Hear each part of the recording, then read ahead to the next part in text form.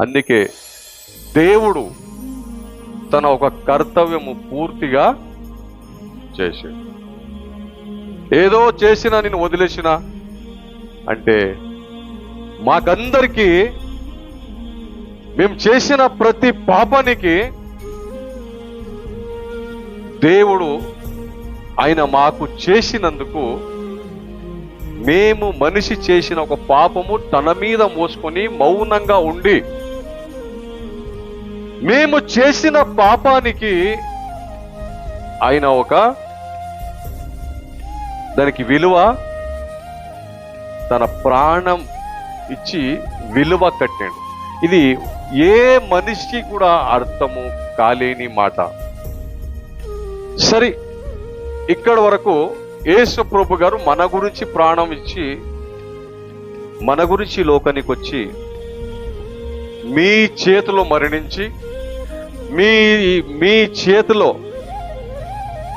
అవమానం పడి ముఖం మీద ఉంచుకొని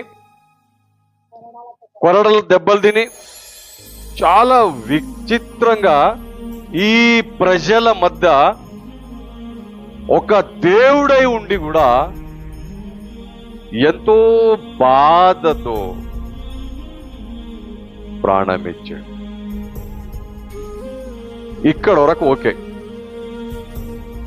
ప్రాణం ఇచ్చిండు, ప్రేమించిండు, మౌనంగా ఉన్నాడు, మనసులో బాధపడ్డాడు, ఏడ్చిండు.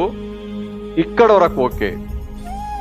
నెక్స్ట్ సీన్ వేరే ఉంటుంది. గుర్తించుకోండి, ఎప్పుడన్నా ఎవరన్నా మౌనంగా ఉంటురంటే మీరు ఎన్ని తప్పులు చేసినా, మీరు ఎన్ని నాటకాలు చేసినా, ఎవరైనా మౌనంగా ఉంటున్నారంటే దానికి బలహీనంగా అర్థము చేసుకోవద్దు. మీ మీద ప్రేమ ఉన్నప్పుడే ఎదుటివాడు మౌనంగా ఉంటాడు. ఆయనకు ప్రేమ ఉంటుంది కాబట్టి నా వాళ్ళే వాళ్ళకి ఎంత బాధ అనిపించినా ఒకే ఒక మాట, ఆయనకు మీకు ఒక రిలేషన్ ఉంటుంది కాబట్టి ఆయన భరిస్తాడంతే. ఇక్కడ కూడా అదే జరిగింది. ఎన్ని నాటకాలు చేసినా, ఎన్ని అవమానపరిచినా, ప్రజలందరూ సిలువకేయండి